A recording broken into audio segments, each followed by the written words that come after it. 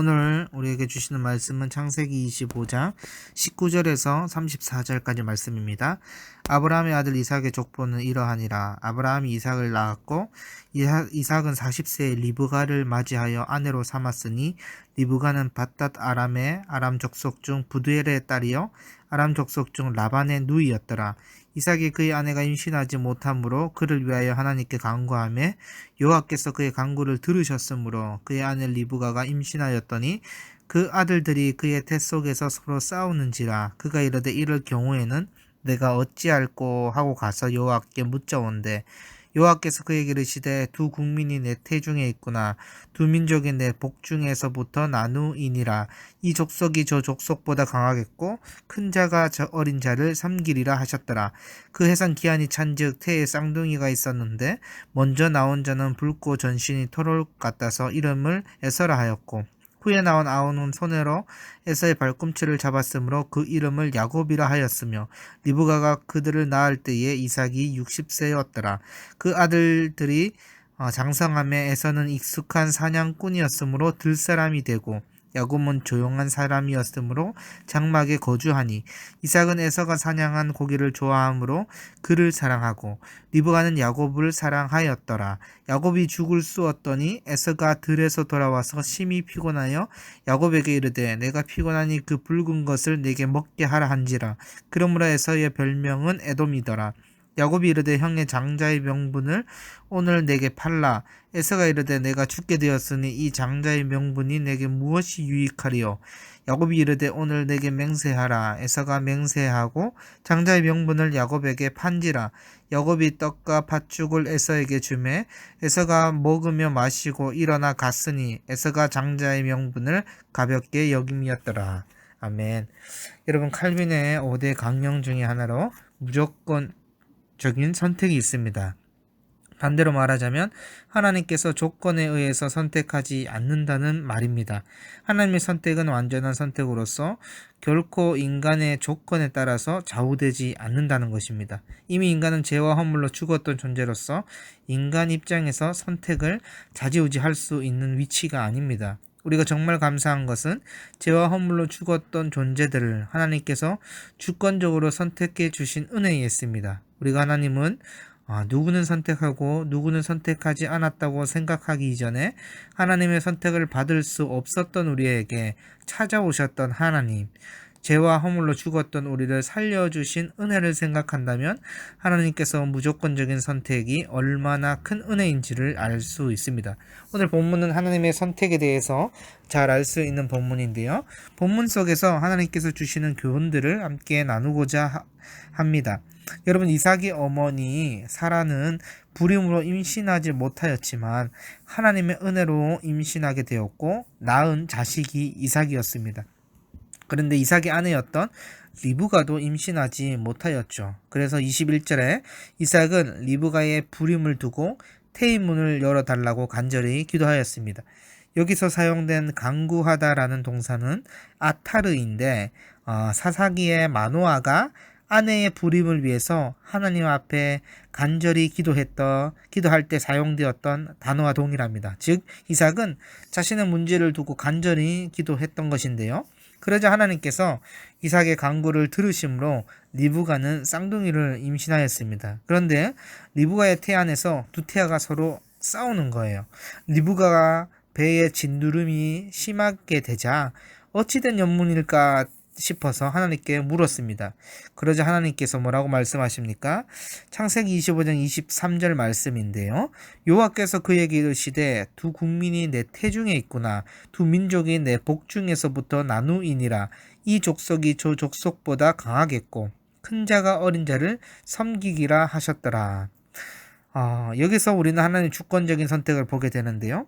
하나님은 두 아이가 각각 민족을 이룰 것인데 큰 아이가 작은 아이를 섬길 거라고 말씀하고 있습니다. 그러나 여러분, 어머니 리브가의 입장에서 보면 참으로 이해하기 어려운 예언이었을 것입니다. 그런데 그녀의 삶 속에서 점차 하나님의 말씀의 의미를 깨닫게 되어져 가는데요.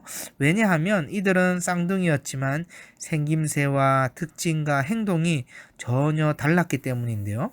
이제 해산 기한이 차서 쌍둥이가 나오는데 먼저 나온 자에서는 붉고 전신이 토록 같은 모양으로 나왔습니다.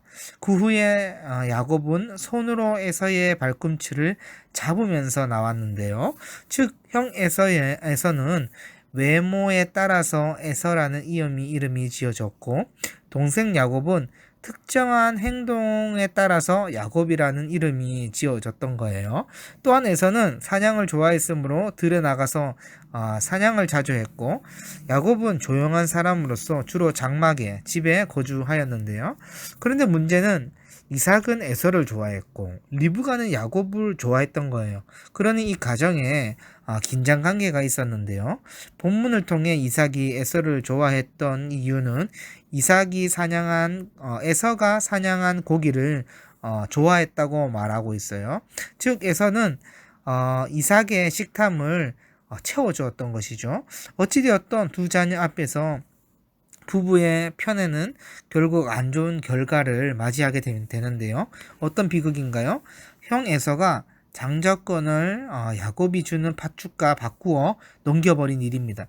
장자권에 대해 가벼이 여겼던 에서의 문제가 가장 크게 보이지만 장자권을 가지려 했던 야곱의 욕심과 자녀들의 기질과 성향에 따라서 편애했던 부모의 환경도 무시하지 못할 거예요.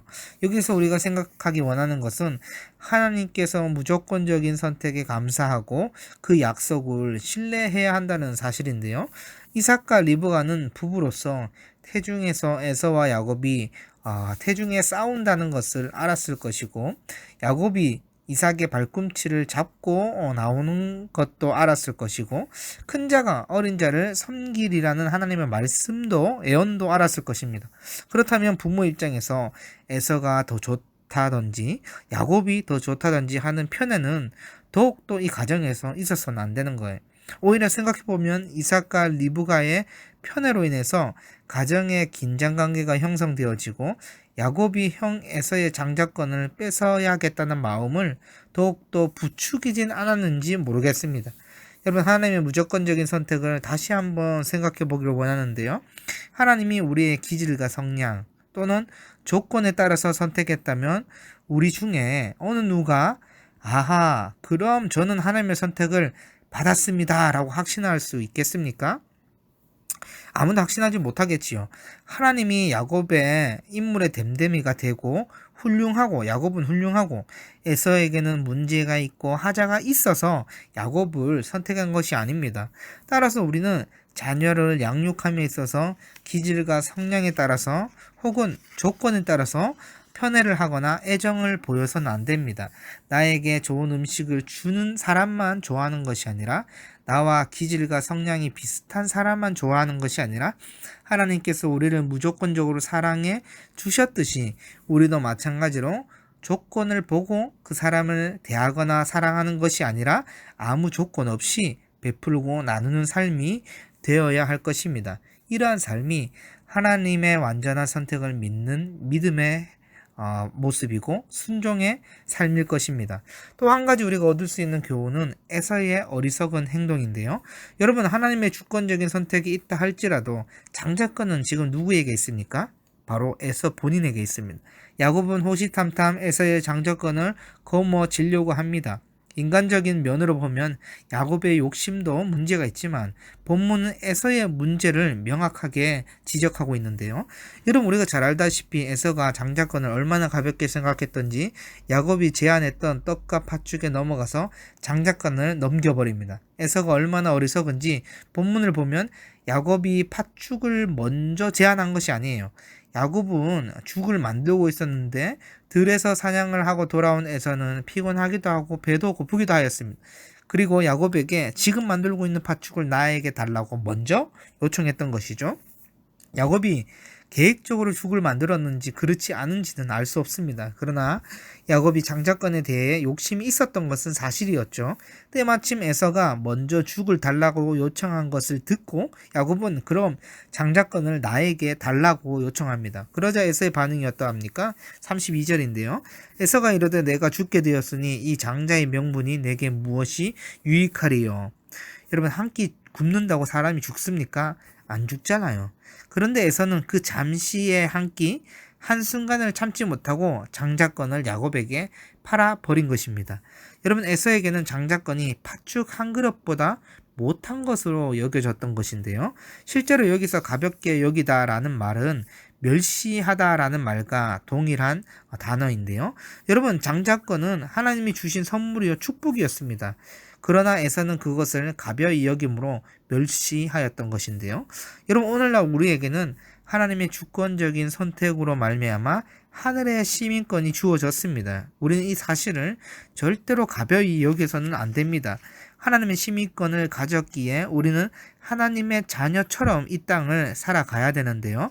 또한 하나님의 무조건적인 선택을 받은 자이기 때문에 내가 마주하는 사람들을 기질과 성향과 조건에 따라서 편애해서도 안 될 것입니다. 생각해보면 에서도 야곱도 하나님의 복을 받은 자들입니다. 우리 또한 오직 하나님의 주권적인 선택으로 은혜를 받은 자들입니다. 그렇다면 오늘도 우리 모두가 하나님의 주권적인 선택을 믿고 신뢰함으로 베풀어 주신 복을 가볍게 여기지 아니하고 감사함으로 살아가는 우리 모든 비전교회 성도분들이 되기를 간절히 소망합니다.